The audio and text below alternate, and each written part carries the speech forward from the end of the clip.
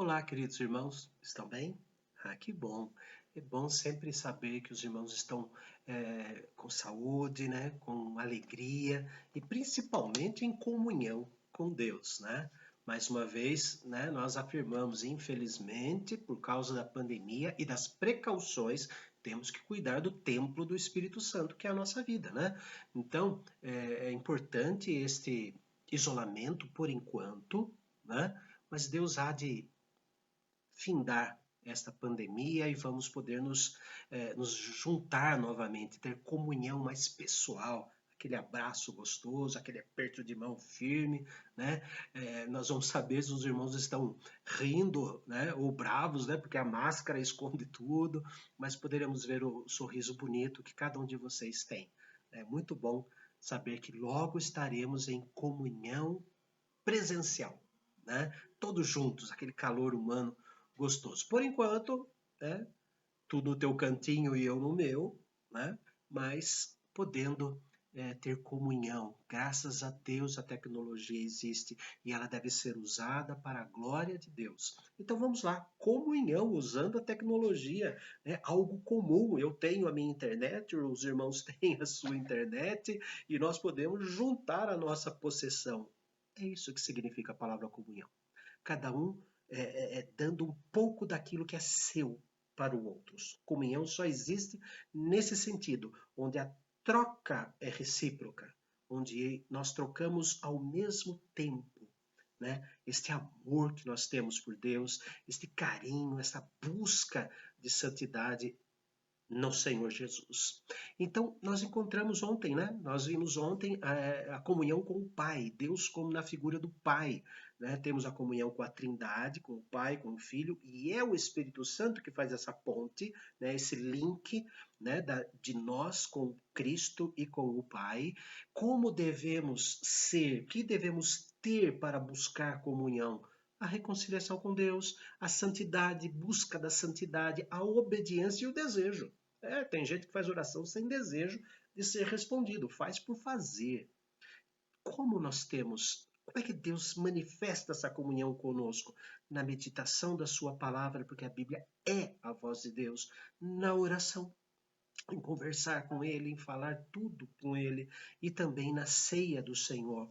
E quando devemos buscar a comunhão com Deus? Sempre, a todo instante, porque sem Ele nada podemos fazer. Não vamos nos esquecer que nós somos um galho que foi enxertado, né, na videira verdadeira. E Deus é o agricultor, Deus é aquele que cuida, né? E precisamos, como galhos enxertados, daquela seiva, da comunhão com o Pai, com o Filho, provocada, produzida, santificada pelo Espírito Santo. Hoje nós vamos ver a nossa comunhão com Deus como Filho, né? Sobre aquilo que Ele fez. Né? A nossa comunhão foi construída, nossa comunhão com a Trindade foi construída porque Deus se fez Filho. Então, o que produz, como é, por que eu tenho que ter? Já não basta ter comunhão com o Pai, né? Por que eu tenho que ter? Então nós vamos buscar na palavra do Senhor isso. Um texto que temos usado muito é a primeira carta escrita por Paulo aos Coríntios, capítulo 1, versículo 9. Usamos já 3 vezes, né? Nesses 3 vídeos, usamos porque é um versículo completo a respeito de comunhão. Né? Primeira carta aos Coríntios, capítulo 1, versículo 9. Fiel é Deus, pelo qual fostes chamados à comunhão de seu Filho, produzida, tem a origem no seu Filho Jesus Cristo, nosso Senhor, chamados para a comunhão que vem de Jesus. Jesus faz essa comunhão. Jesus é que construiu esta comunhão com o Pai, a nossa reconciliação. Outro texto que eu quero ler com os irmãos está no Apocalipse 3. Apocalipse 3, versículo de número 20. 3, versículo 20. Eis que estou à porta e bato. Se alguém ouvir a minha voz e abrir a porta, entrarei em sua casa e cearei com ele, e ele comigo. Jesus não entra de mãos abanando, né? Eu vou cear com o dono da casa e o dono da casa vai cear comigo, com aquilo que eu trago, a salvação, o perdão sempre presente. Como é maravilhoso tudo isso. Então, uma condição é ter uma receptividade. Eu recebo espiritualmente o Senhor Jesus. Eu vou estudar a Bíblia, eu vou ler os textos para conversar com Deus. Não estou lendo para decorar versículos e ganhar pontinhos na escola dominical. Eu vou conversar com Deus. A leitura da Bíblia pode ser comparada também a uma oração. É quando nós falamos com Deus e recebemos as respostas. Né? Eu quero isso com o filho. Eu tenho que buscar isso com o filho. Não é? Jesus é o Evangelho. Se eu quero ser cristão, eu tenho que saber o que Cristo faz. Existem muitas pessoas que se chamam, que se denominam cristãos e fazem tudo que o diabo gosta, não o que Cristo faz. Né? As pessoas que assumem compromissos, eu sou cristão, mas não param de mentir, não param de fazer coisas erradas. Não tem comunhão com o Filho, pode até se achar, mas não tem comunhão, porque Jesus não mente. Jesus não despreza os carentes. Jesus não faz o que muitos que se dizem cristãos fazem. É verdade? Então a comunhão com Cristo é importantíssima. Versículo 24, olha só que figura linda que Lucas usa, Lucas 24, 32. Veja só que figura extraordinária Lucas usa para falar sobre uma das marcas, são duas marcas da nossa comunhão com Cristo. Uma dessas marcas, olha só, Lucas 24, 32. No caminho de Emaús, né? No domingo, quando Jesus ressuscita, aparece as mulheres lá de madrugada e depois aparece ao seu irmão Tiago, né? E aqui no caminho de Emaús, quando Jesus se revela na hora de partir o pão, né? Aqueles dois irmãos que estavam no caminho de Emaús, veja só, comunhão, olha o que eles comungaram e disseram um ao outro. Quer dizer, é como se fosse um jogral, os dois falaram juntos que sentiram a mesma coisa. Veja só, versículo 32, Lucas 24. E disseram um ao outro, porventura não nos ardia o coração quando ele pelo caminho nos falava, quando nos expunha as Escrituras. Queridos, quando nós lemos as Escrituras Sagradas, quando conversamos com Jesus no nosso caminho de Emaús, que é da nossa salvação até a nossa entrada nos céus, quando isso acontece, o coração arde, aquece o coração. Se eu leio a Bíblia e continuo gelado, preciso rever o meu conceito de conversão. Porque a palavra não mente. Eu posso mentir, porque eu sou humano. Mas a palavra não mente. Quando nós conversamos, e qual é a conversa que Jesus tem? Eu vou te dar uma casa, eu vou te dar. Não, a conversa é a exposição das Escrituras. Quando Cristo expõe as Escrituras, a Bíblia para nós, quando estamos meditando, não lendo, meditando, o nosso coração arde. É o próprio escritor, é o próprio personagem principal, protagonista do Evangelho, que está fazendo aquilo, ou seja, pegando essas palavras e colocando como brasas no nosso coração, no nosso sentimento, no nascimento das nossas emoções. Se ao ler as Escrituras as nossas emoções não mudarem, o nosso coração não mudar, precisamos rever a nossa vida espiritual. Se realmente nos reconciliamos com Ele, se realmente buscamos a santidade, se realmente obedecemos ao Senhor, se realmente queremos ouvir o que Ele tem para nos dizer. Porque às vezes nós separamos uns versículos que nós gostamos, mas existem alguns versículos que, puxam a nossa orelha. Não, isso é uma interpretação humana, isso é coisa do Velho Testamento. O Velho Testamento deixou de ser palavra de Deus? Joga fora o Salmo 23, os 10 mandamentos. santíssimo, isso é coisa da antiga aliança. Não, é palavra de Deus. A nossa fidelidade a Deus é palavra de Deus. Deus é bom, Deus é justo. Vamos continuar aqui porque ardeu o coração, aquece o nosso coração. Atos, capítulo 4, mesmo escritor, Lucas, né? Lucas escreve Atos, então ele tem uma linguagem médica. Arde o coração fica palpitando forte, uma taquicardia espiritual acontece ali dentro do nosso ser, tudo se move, eu sou aquecido. E Lucas usa uma outra palavra agora, em Atos 4, versículo 13. Eu vou ler, depois eu explico. As pessoas, né, que estão prenderam, o Sinédrio que prendeu Pedro e João, então eles falam assim, Lucas escreve assim: ao verem a intrepidez de Pedro e João, sabendo que eram homens iletrados e incultos, admiraram-se e reconheceram que haviam eles estado com Jesus. Jesus deixa uma marca em nós, ele nos carimba, deixa em nós algo em alto relevo. Ele cicatriza as feridas do coração e quando alguém nos vê ou nos ouve falando, eles precisam ver as marcas de Cristo em nós.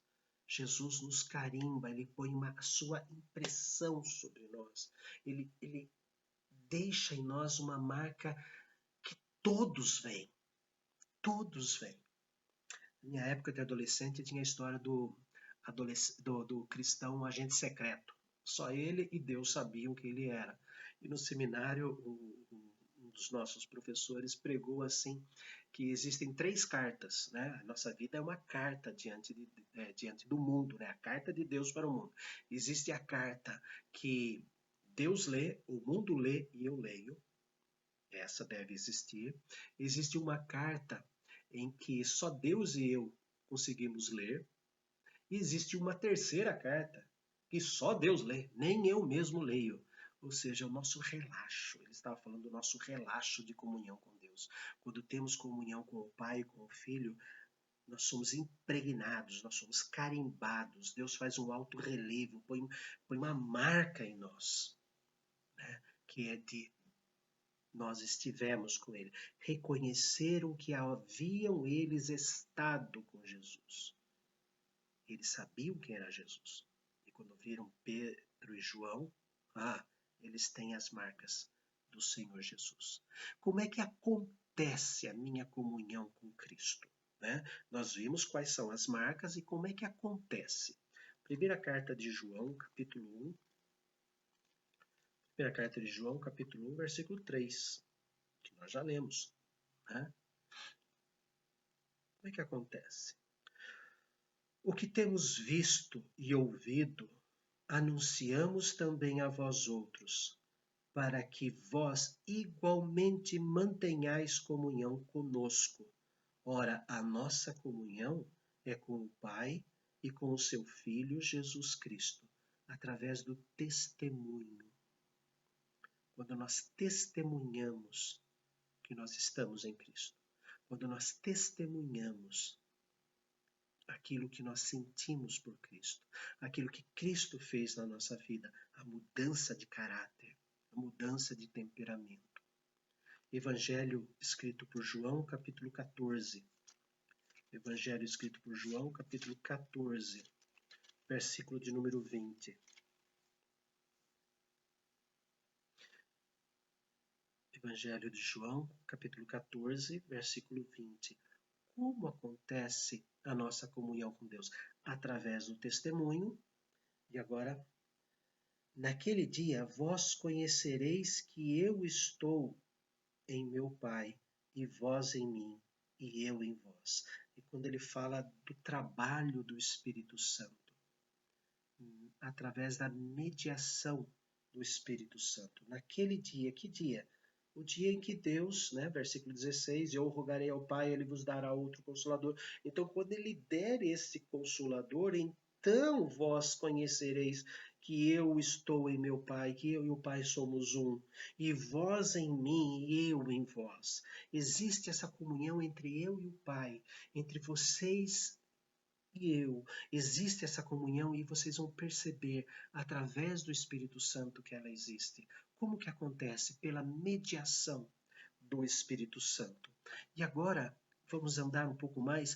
Quais são as consequências da minha comunhão com o Senhor Jesus? Quais são as consequências da minha comunhão com o Filho? Temos que lembrar que Deus se fez filho, não é? Com uma determinada missão. Morrer na cruz, ressuscitar, né? E nos dar o perdão eterno. Então vamos lá em Gálatas 2, versículo 20. Gálatas 2, versículo 20. Logo, já não sou eu quem vive, mas Cristo vive em mim. E este viver que agora tenho na carne, vivo pela fé no Filho de Deus, que me amou e a si mesmo se entregou por mim. A velha natureza acaba. Quais as consequências da minha comunhão com Cristo? A morte da minha velha natureza humana. E ela tem que morrer. Se a minha natureza humana não morreu, se a minha velha natureza não morreu, então eu não tenho comunhão com Cristo. Eu não busco a comunhão com Cristo. Eu não quero o sangue de Cristo. Isto é muito sério, queridos. Isto é muito sério. Aquela história de eu nasci assim, eu cresci assim, vou ser sempre assim, não é coisa de cristão. Porque nós morremos com Cristo e ressuscitamos com Cristo para uma novidade de vida. Paulo escreveu aos Romanos, no capítulo 6. Nós somos ressuscitados com Ele. Nós somos marcados por Ele. Nós recebemos um aquecimento no coração que destrói a palha do pecado e deve destruir. Um pouquinho mais à frente, Efésios, capítulo 3, 17 a 19. Efésios, capítulo 3, 17 a 19. E assim habite Cristo em vossos corações, comunhão. E assim habite Cristo em vossos corações, pela fé, estando vós arraigados e alicerçados em amor, a fim de poderdes compreender com todos os santos, junto com ele, trocar com os santos a compreensão.